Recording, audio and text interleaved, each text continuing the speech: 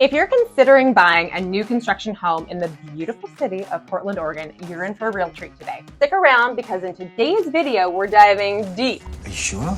Into the world of new construction and what you need to know. We've got a lot of juicy inputs and tidbits to share, so if you stick around to the end, we will give you the top thing you need to know about what's warranted with new construction homes. And we are getting after it right now.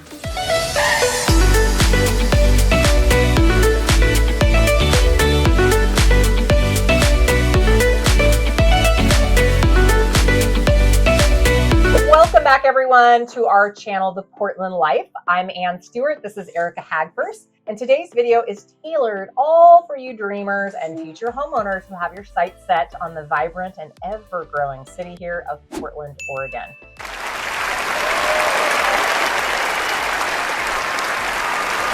Whether you're a local or you're considering a move to our area, buying a new construction home brings its own set of exciting opportunities. And there are actually a lot of challenges, but fear not, we've gathered all the essential information that you're going to need to process for a smoother sale if you're buying new construction. But before we dive in, if you're new here, don't forget to hit that subscribe button, ring the bell to stay updated on all things real estate, home buying tips, and city spotlights. All of our info is in the description below, so don't hesitate to reach out and set up a call with us to make your move smooth. All right, let's get into it. We have 12 key points that we want to cover, and I know it sounds like a lot, right? Because it is a lot. New construction, everyone thinks it's so simple to go it alone, No. or that it's easy. And it's truthfully, these are 12 key points that we want to make really clear to people who are considering new construction, or maybe you're not considering new construction, but you might stumble into new construction site. But one statistic that I find very interesting is, well, actually, Eric and I have been selling a lot of new construction lately, especially this last year, right? Yeah. Last 3 sales we've had have been all new construction, and statistically nationwide, new construction sales are up significantly. I think about 11%. They used to be about 23, 24% of our total national sales. Now it's up to like 31%. That's so much. And the reason is because, as you might be aware, as you're out there looking, there's just not a lot of inventory. All these sellers sitting at low interest rates, not wanting to sell them because they covet those interest rates. Well, the builders are loving it because they're putting out inventory and they're getting more of their inventory sold because they're building. They're building, they've got that inventory. So something to be really aware of, though, is, and this is probably our first point to think about, is that when you step onto these new construction sites and you go into the sales office, there's going to be a really nice, very welcoming sales agent. And they're going to seem like they're working for you. They are not. So sales agents on site or that you may be dealing with, they are representatives of the seller. Like they work for the seller. It may be a corporation. Sometimes they're W-2 workers or, not the independent contractors that your agents that you're working with are. And so while they're going to give you all the information, and if you go under contract, they may actually even be communicating with you directly, because builders and big builders, and especially, do things differently. It's just they protect their interests. There's a lot of other things to think about that aren't the same as a resale. But always know that agent at the sales office is a representative of the seller, and they are always going to operate in the seller's best interest. Yeah, and let's just talk about fiduciary duties and representation, because we want to bring some transparency to this conversation, because it is part of buying new construction. So when you hire a real estate broker to help you find the house you're looking for, they enter into a fiduciary duty, a legally binding, really, duty to serve you, keep your information confidential, and negotiate on your best behalf. Whereas these sales office people, like Erica had mentioned, are hired by usually the builder. They have set hours. They're actually more employees than anything. Very much so. Even though they have to be licensed agents in the state of Oregon to operate in this capacity. But their job is they stay right there. They don't go off and sell typically other resale properties. They're just there to represent the builder, the developer, and the product that they have. And so it's important to have that transparency, because a lot of our buyers, or buyers in general, you're out running around looking at open houses, all excited about buying. And you might not have even considered new construction, but you're like, oh, look at that. There's a new construction sales site open. Let's turn the car over and go check out what they got. Not even knowing that the minute you walk in the door, something changes almost immediately, and we want to prepare you for what that is. So the first thing we wanted to share with you is this whole concept around who represents who. If you have your own agent, they will represent you. If the sales office is somebody that you run into at the sales office, they're representing the builder, not you. Exactly. And we're going to go into point number 2 here pretty quickly because it's important to take this a step further with that. It really is. But I think that the most important thing to know is that regardless of the relationship that you garner with the sales agent, know that their job is to operate in the seller's best interest and for them, because they are generally employees and that is their job. They are going to be obviously very nice to you and they're going to try to make sure that you have all the information. Yep, that's their job. But please know at the end of the day, they represent the seller. And so, if you have questions or concerns, it's not their job to take care of those. It's not their job to remind you of things, and they may not. And then you could be, left in a lurch. So, all right. So the topic number 2 is a segue into topic number 1, which is really, really, really important, right, Erica? Yeah. It has to do with the minute you walk into a sales office of any new construction site. Yep. And whether you're working with a real estate agent or not, that sales office is going to register you either with an agent or without an agent. If you go it alone, you're not buying a house with a broker. You're now working alone. It's a really important moment. And, even if you technically don't have an agent when you walk onto that new construction site, because maybe you're just starting the process. Maybe you're out really looking at open houses and you're not seeing what you want. And you're like, well, let's just go visit, this development. Always say that you have an agent, because what saying that you don't have an agent does is it almost eliminates your opportunity to work with an agent and have that builder apply a professional fee to that agent to represent you, which, later on down the road, if you decide that you want to work with an agent and you go into a buyer broker agreement, which is very common these days because of everything that's going on, you could be on the hook for paying that full professional fee to your agent. Because if you go back and you decide that you want to buy something there and they say, oh, well, we already have you registered in our system as not working with an agent, then you have to kind of go it alone. Yeah. And that's unfortunate, because in the world of new construction, it seems like it should be a very straightforward process. Or fair. Like, hey, I came in here not knowing as a buyer that I had to register my agent or have an agent. And now I have to do it without my agent or have to pay my agent outside of the terms that maybe have, been offered in MLS. So it's just really important, is what we're trying to stress, is when you walk in that sales office, make sure you let them know you're working with an agent. Hopefully you are working with a broker at that time. If you're not, that's a lot of times when they have to register you with the sales office that you don't have an agent, and then you're kind of out of luck at that point. Yeah. And here's the other thing to keep in mind. If you go direct to the sales agents, you are not getting a better deal. And they'll tell you that. In fact, oftentimes if we're calling a sales office, they'll say there's no better deal if the buyer comes directly to us with or without their agent. So there's no real financial incentive to do that. And if you have been working with a broker, like Erica had mentioned, and you want to be represented by them, you definitely want to, register their name with that. And there's little things. I mean, it seems like new construction should be a very straightforward transaction, but it's not. We've run into issues where we're going to talk about those things. Yeah, I mean, there have been issues that could cost you money down the road, or not get you the best deal, or not get you certain things that you need to get as part of the transaction that should be fair. Because and to speak to that a little bit too, is we know the questions to ask the sales agents. We're used to doing this. We know what to look for. It could be, what kind of incentive programs are you offering right now? Do you include front yard and backyard landscaping? Do you have appliance packages, blind packages? There's all what are the kinds of minimums questions that are going to be included in the property? What are the standard, included finishes, all that kind of stuff. There's a lot of questions that we can go into, and that, maybe we've been conversing with you and that we understand are important to you. And then we know to ask those questions as we're going forward. Because you may think it's just standard operating that they are included, and we understand that they are potentially not. So there's just a lot of ins and outs and caveats, and we'll get into this later, but it's one thing if a builder's working on OREF forms, which is kind of the standard that we use here in Oregon, but a lot of times they don't use those documents. And so it becomes understanding what they write into their contracts. Yeah. Very important. We're talking, these contracts get much longer. Oh yeah. So, and sometimes those little nuances of the offer, like the contingencies you're used to getting in a normal resale offer, aren't available. Always translate. And it's important to know that stuff up front, because if you have a change of mind, or you didn't realize that you owed more earnest money down the road for something, whatnot. So having an agent there to look over the agreements with you to make sure you really fully understand what you're getting into is another key point. Yeah. So if you have any inclination that you think you might be in the market, we always recommend start talking with an agent, because an agent's going to understand the process may take you a year, it may take you 2 years, it may only take you a month. But having somebody that you can speak with that's working on your best behalf and that you agree to work with is invaluable. especially in the process of new construction. So yeah, reach out to us if you have questions about that. Definitely. We deal with it all the time, whether you're living out of state, trying to buy in-state, or you're here locally. We're very, very familiar with that. Yeah, and that way you have somebody operating on your behalf, and it's just one less thing to worry about.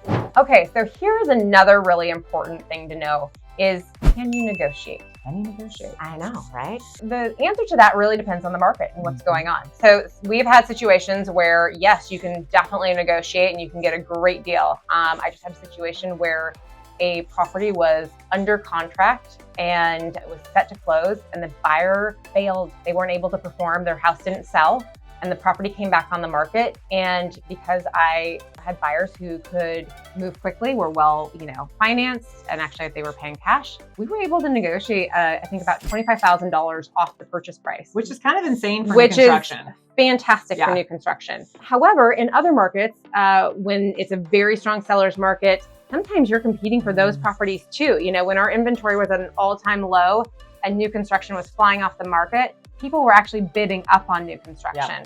And so that's something to keep in mind. Another reason to be working with an agent is that they're going to be able to tell you and keep you in the know as to what's happening in the market, and what you're going to have to do to get that property. The other thing that you can negotiate sometimes, which, again, depends on the market, is closing costs. Yeah. So sometimes the builders will offer incentives, such as, if you work with this lender or whatever, and sometimes they'll be offering closing costs. There's a lot of options there. So again, another good reason to work with a lender, but also just knowing that you can ask those questions. There's a lot of fees that go into, purchasing a property, and the more that you can get covered, the better. Yeah. So the next point is prices go up typically as they build more. And the reason is because when a builder starts building on land, they set prices and then they determine the demand for that housing. And over time, as they start selling out their inventory, they graduate the prices up because they know the demand, they know what they can get for things. And here in Portland, we've had a booming, appreciating market. Yeah. So oftentimes what sold a year ago or a year and a half ago for $550 is now $625 for that same house. And so there's a benefit sometimes to buying new construction, especially in the beginning stages. Like we've had one, in fact, you sold one earlier last year where you found out from this new construction that it was like, okay, they're going to offer this one house at this low price. And she had an investor who wanted to buy it. Yeah. Well, what was a year later? I mean, he has substantial equity position. We closed escrow, and that's because you knew about it as they were sort of getting. But and here's the caveat to that is that when you do buy early in development, you may not get to see a model home. That's you true. may have to buy off of what the sheet of finishes says, off a floor plan. And so there is some, I'm not going to say risk, but you have to give up a little bit of comfort. You're not going to know exactly what it's going to look like. You maybe get to see like the color choices and what those things are going to, finishes they're going to use, but you're not going to see it all put together. However, you can get substantial equity built in by going in early. I mean, those buyers that bought this investment property before it was even started, they already had about $20,000 worth of equity in it because the prices had gone up. They weren't selling anymore. They didn't have any more available units at that time. And by the time that they actually did have available units that they were selling, I think they were asking almost $20,000 or $30,000 more for the same property. And that's just the nature of them figuring out the demand. And there was a high demand for that. And they got the benefit of getting in early. And I will tell you, it was very uncomfortable for them because they didn't get to see the finished product, but they're also going to reap the benefits of it. Risk and reward. Yeah, there's a little risk and reward. The other thing that you have to think about is if you buy early in a development, you're getting the benefit of better pricing. However, you will also have to deal with construction in that area. So if you're very sensitive to noises or that isn't a big enough benefit to you to have or there's a lot more construction to be done in the neighborhood for a long time. Yeah. You got to be able to handle it. Because some of these larger developments, they're multiple year developments. And so if you're getting in at the very beginning, it may not be right in your, area, your block. However, it could be a couple of years that you're seeing big, trucks and heavy equipment in the area. Somebody working on the nails at 8 o'clock in the morning. Yep, exactly. Your Saturday mornings may not be sleeping. They may be like up and at them because everybody's working on it to get the development finished. But there is a lot of reward to that. So if you see something starting and it's an area and a product of interest to you, definitely reach out to your agent because you could benefit greatly from it. I mean, we've seen some pretty significant changes from, the beginning of a development to the end of the development. So you might as well take that equity position. The next point we want to make is that you walk into a sales office. They talk to you about 3 great opportunities for houses that you would definitely consider buying, and you walk away to think about it. And the danger is that until you put down real money on these properties, they can be gone. So we had a client recently who went into a new construction site. They were like, hey, there's these 3 that, floor plans that you like. This one will be done at the end of May. This one will be done in a month. And they're like, all 3 of those would work great. They took about a week to think about things, get pre-approved, and just sort of assess. Well, a week later, they were ready to put down some earnest money on one of those properties. They were all sold, meaning other buyers are coming into the sales office and saying, ooh, I like that too. And they're like, okay, if you want to commit to this, you need to put down your earnest monies, which are non-refundable typically.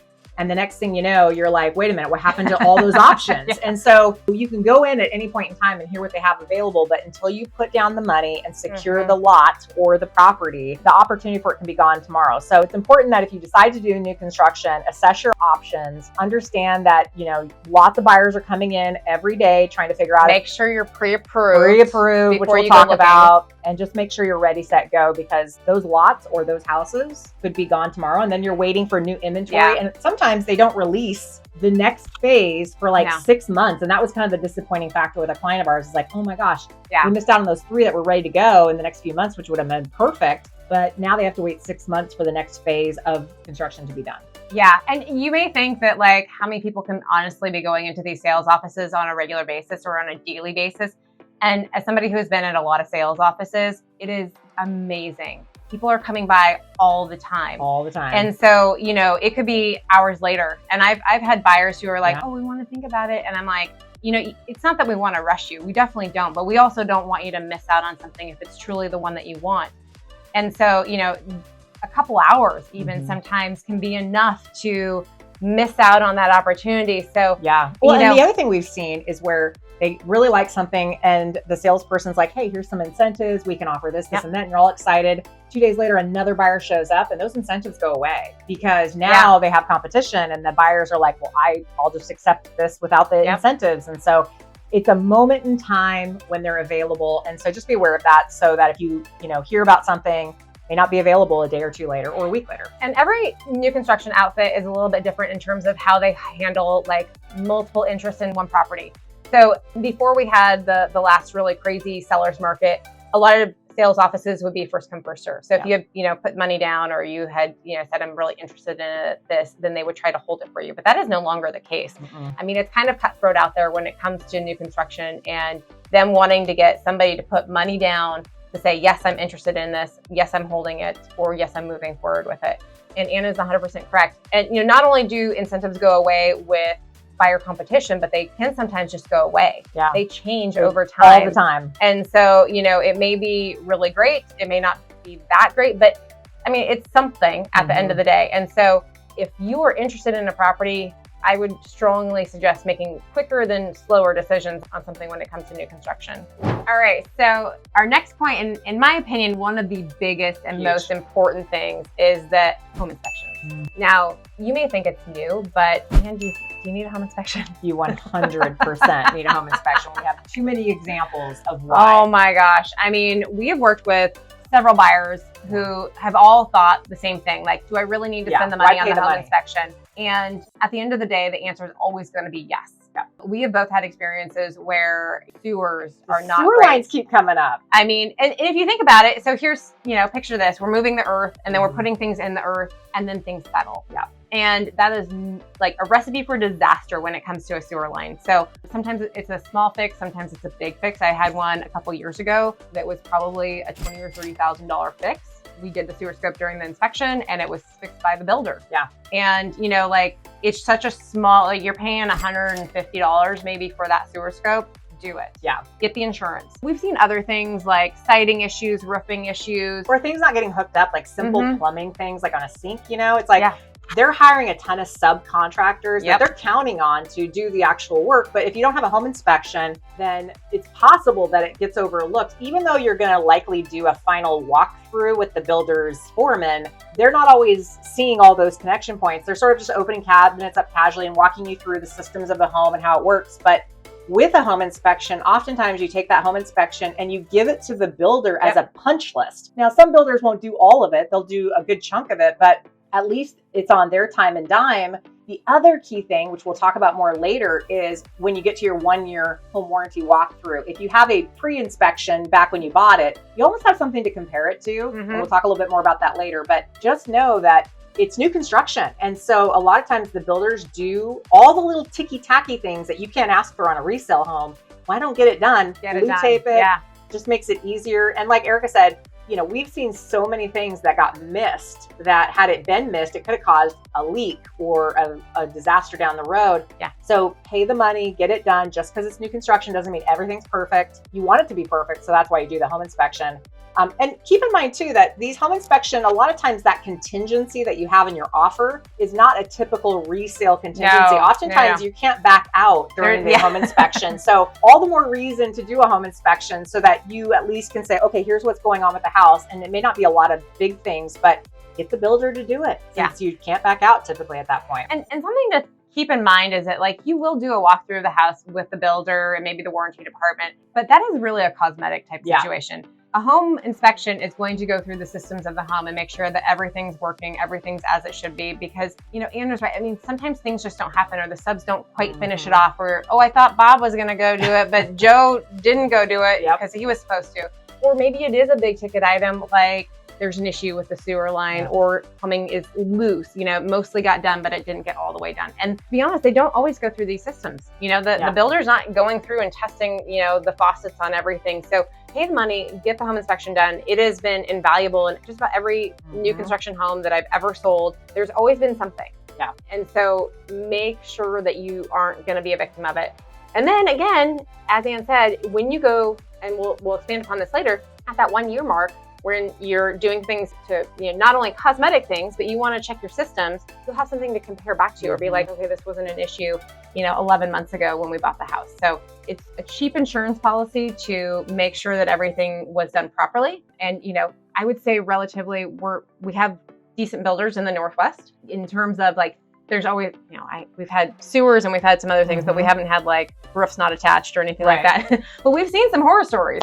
And so make sure that you are not a horror story. Get the home inspection.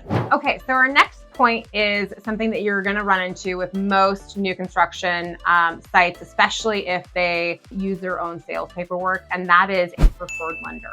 So a lot of times, and you should be, especially if you're working with an agent, be already pre-approved, and that's fantastic. However, these new construction sites also want to make sure that you meet their standards of, you know, pre-approval.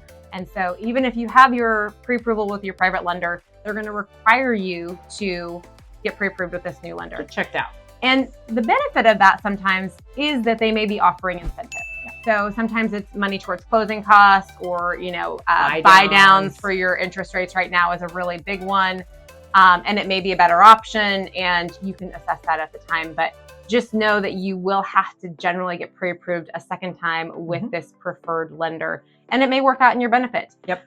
There is another caveat. So new construction, a lot of times, especially if they're using builder paperwork, will have language in their sales agreements that if your lender is late, like they do not get the loans done on time, they can charge you a fee by the day.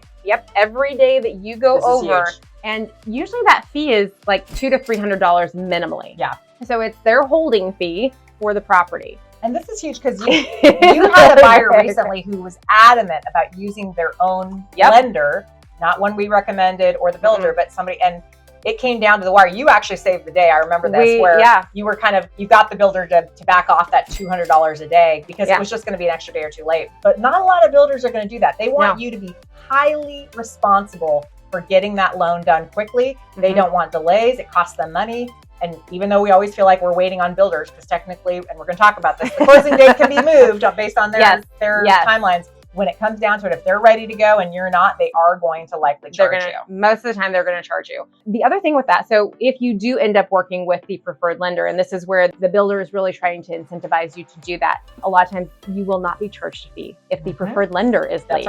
Which we just recently, I had this happen as well. I had a buyer who was under contract, and because of some permitting issues with certain areas, we had a really unsure closing date, and they picked a date, and the lender, he was working with a preferred lender, was not ready. And we closed a day or two late on that one, and he did not get charged anything because he was working with them and it was their issue. So, I'm all for working with our preferred local lenders. However, there are times when the preferred lender of a new construction site definitely makes sense. It could save you a lot of money. And if you're working with a good lender prior to going on to new construction, they're going to tell you that. But just know that there's some benefits to it. So a very key point to keep in mind when buying new construction is it is not a custom build.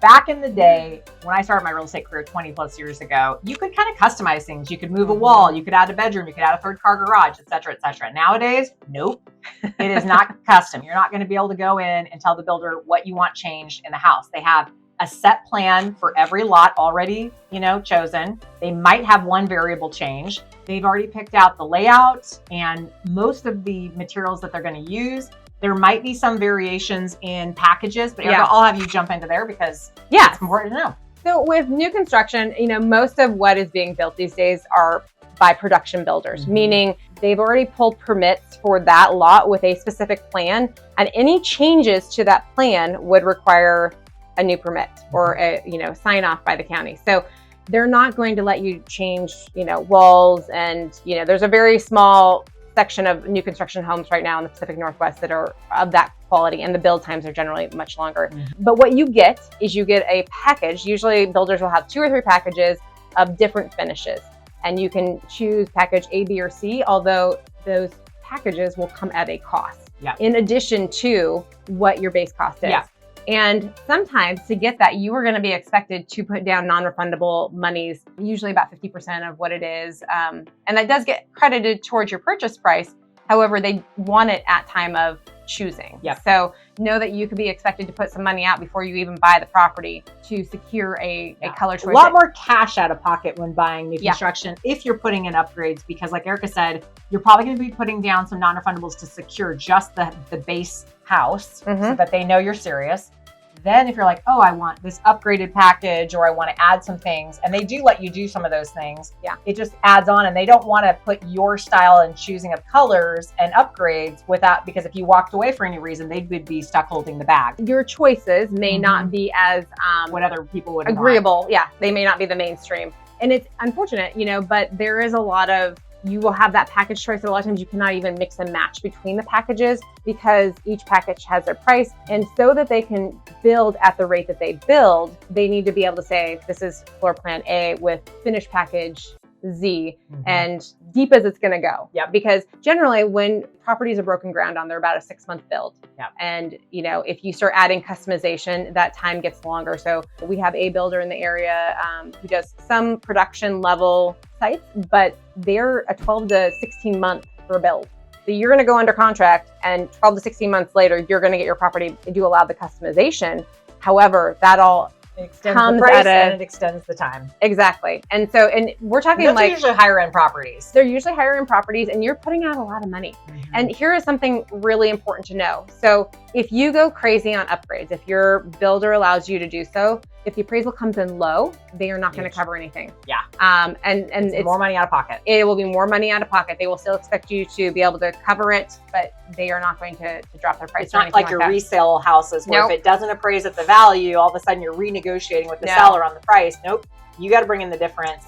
Because they base everything. Appraisal is based off of like the base price of the house that you're purchasing and does not include any upgrades. So if you put $60,000 or $70,000 worth of upgrades, which does happen quite often, they don't care if that appraisal doesn't cover that value. So just another thing to keep in mind as you're going through and being like, oh, we'll upgrade that. If you're financing and it's going to be tight, or you don't have that extra money to cover it after what you've had to put out for your deposits on those, then just know that you're still going to be on the hook for it. The next thing to be very aware of, if you have a home to sell in order to buy. So we run into this quite a bit, right? You're in a house, you're realizing, ooh, I like the new and shiny stuff, and you start venturing out there to go look at new construction. Well, most of the new construction out there right now will not let you put an offer in on one of their new construction sites or houses unless your house is in escrow with a buyer and a close date.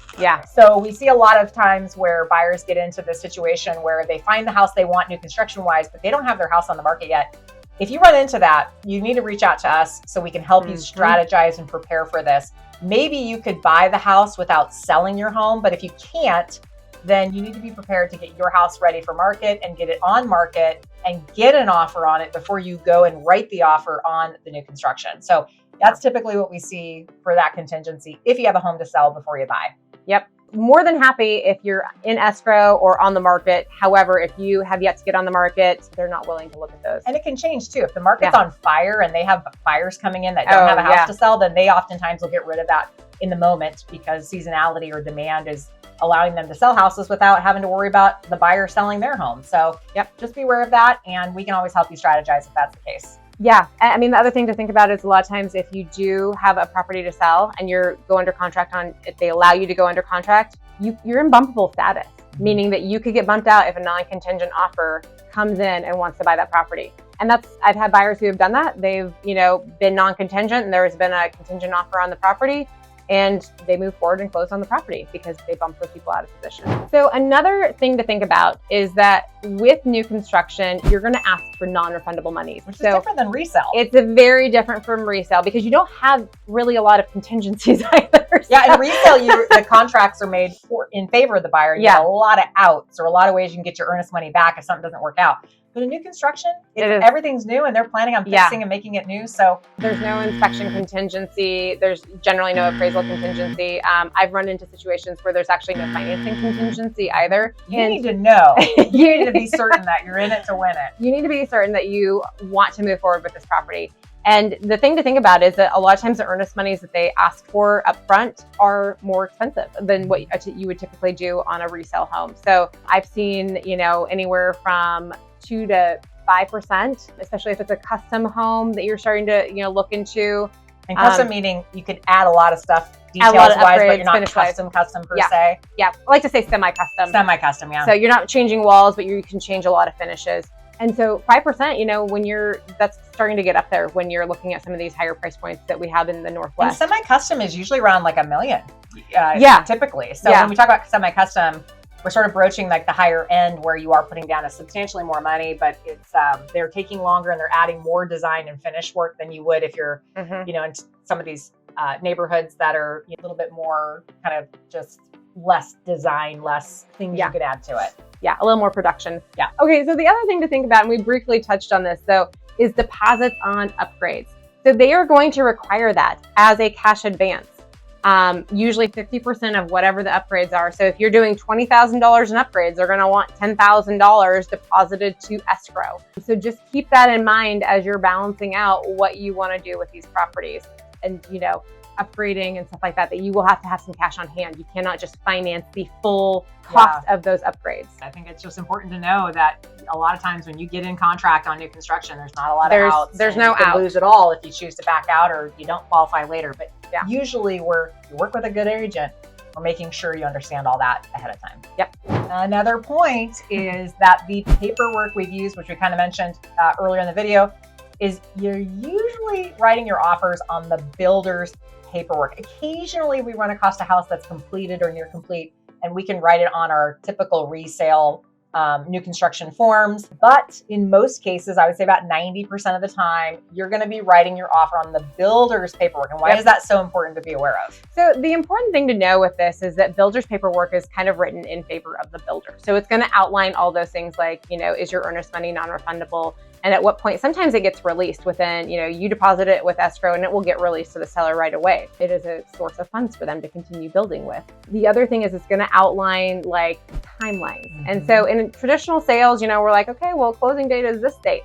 And with a lot of builder paperwork, especially if you're starting before that home has even, been broken ground on, they're going to say, okay, well, within 60 days of closing, we'll tell you when that closing date is, but we don't know what it's going to look like right now. Yep. And it outlines a lot of things, even with like punch lists. So like once you guys do your, walk through with the builder and you blue tape everything that they need to fix, technically a lot of times they'll write into the paperwork that maybe they have 30 days after closing. And so it is a unique situation. You have a product that's not finished sometimes when you're going under contract. And so they want to allow time for certain things to happen, but it is very important because this is not our standard paperwork that we use for both you and your agent to be reading through it and looking for the things, other things you fully understand it. To make sure that you fully understand that particular builder and how they've written their paperwork. And so, hopefully this is where a good, experienced agent comes into play too, because they're going to know these things to ask about, like a lot is where you go over the contract with your agent to make sure you understand what it is you're getting into and the little gotchas or the nuances. And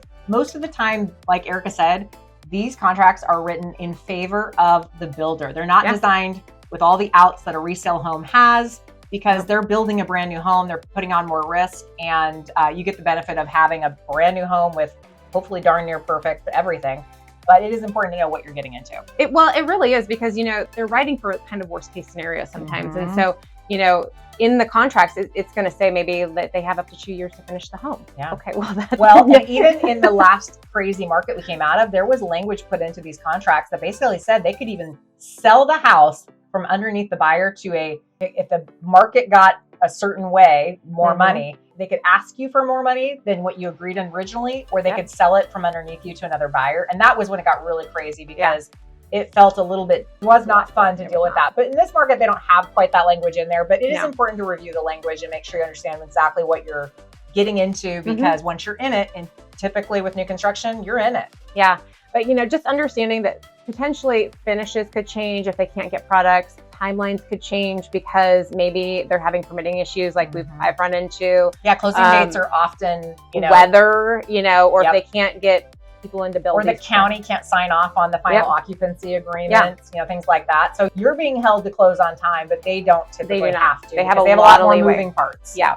So just being aware of everything that is in a builder paperwork in that particular sales agreement is super important. If ever there was a time that we're going to read a contract, if you aren't that type of person, I mean, unfortunately, I hate to say this, but make sure you read everything, make sure you understand everything, ask questions, because generally once you sign builder paperwork, you don't have any outs, and you may be liable for an extended timeline or additional fees if you don't meet some of those timelines. Since you stuck around to the end, we're going to talk about one of the biggest questions people start asking about, which is the warranty of the new home build that they're buying. They want to know, is it going to last? Is it going to last? What happens if, And so we want to kind of break it down for you. But first, we want to kind of separate new home warranty from the home warranty, because it often gets confusing. Very different. When you buy a resale home, you can negotiate or buy, or have the seller buy a home warranty, which is a 1 year from the anniversary date of closing to 1 year later. And it only covers systems and appliances typically of the home. You can sometimes add add-ons, like if you're buying,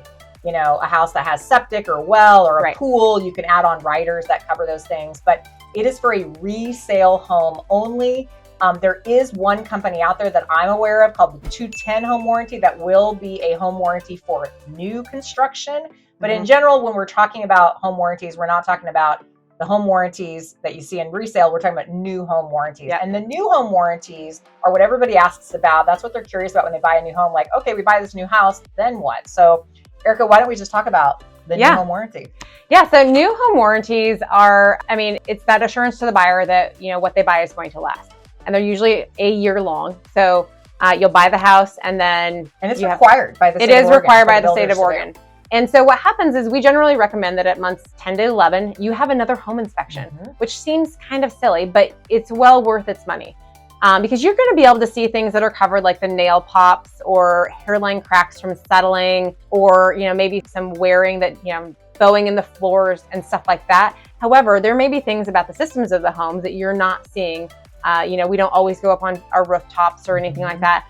And so having that second home inspection before that 1 year mark, so that you can say, yes, it has to be before. Set it in your calendar when you close, but getting that into and then scheduling that with your warranty department of the company that you buy through is super important, because then you can hand it over to them. They should correct everything, and then you are off and running. Every home settles, so we totally understand that some of these things, you only find out with use. And so it's a great benefit that they offer these things. Sadly, a lot of people forget about this, and builders probably aren't really set up to let you remember. It's really on you as the homeowner to say, oh, it's almost 1 year. Get a home inspection, take that entire home inspection report and hand it to the builder's, warranty department, who comes out to inspect. Get that meeting set up before that 1 year marker, or by that 1 year marker. so that because the day after that 1 year anniversary, you don't get them to come back and do it. And so it's kind of tragic because every house, like Eric was saying, has the house settles, you get those little cracks on the doorways or, you know, whatnot, or even paint touch-ups, things like that. That's what they're supposed to come back and do. That's required. Yeah. So make sure you have a little reminder to have that done, because it is nice to have them come back and just fix a few things, you know? I mean, every house is going to have that. And even with, you know, other systems of the home, sometimes you don't understand until you've been through maybe some big windstorms or something like that. If there was a deficiency in, say, the roof, or, you know, maybe plumbing develops some sort of slow leak, not necessarily because it wasn't done right, but because it wasn't tightened enough. Yeah. And you're not finding that out until you've had it in use for almost a year. But yeah, definitely get the home inspection. And then, you know, some builders will go above and beyond and they offer an additional 10-year structural warranty. So obviously much longer, you know, you feel good about that. But it's not covering everything. Like, no, it's not covering everything. 10 years is a long time. And this is something, you know, all builders are going to sign off, especially if you have new construction paperwork that's supplied by the builder. They're going to give you a copy of the warranty up front. So when you go under contract, even sometimes you can get a copy of this before you write the offer. You'll be able to read through that, and do read through it. It's important, you know, like if your dog chews on your cabinets, they're not going to cover that. I hate to tell you. Homeowner neglect is not part of it, or standard maintenance-y things. No, and that's the other thing to think about. When you purchase these homes, they're going to have an expectation of how you take care of the home as well. And if you have, you know, neglected certain things, they may not be covering other things that have resulted as a, you know, because you haven't done the basic maintenance on the home. And every builder's a little different too. Like, you know, we've seen builders where they cover a lot, you know, even things that we don't really consider to be something they should have to, you know, after 2-3 years. And then there's some builders that are much more hands off with that stuff. So again, like Erica said, you're going to get a copy of the new home warranties that they are providing. And it's important to read through that so you know with that particular builder that you might be buying through, what are they really offering? Yeah. And so this, like I have said several times in this video, this is not the time to not read your contracts. Definitely read through everything. It's dry. So that it's real not boring. Exciting. And it's long. So have your glass of, you know, beverage of whatever choice and sit there and read through it, because it is very important to know what is expected of you as a new home owner, and then what is expected of the builder and how that's all going to, you know, cohesively exist. Well, folks, that's a wrap for today's journey into the world of new construction here in Portland. I know it was a lot, but I hope you found these insights helpful as you embark on your home buying adventure.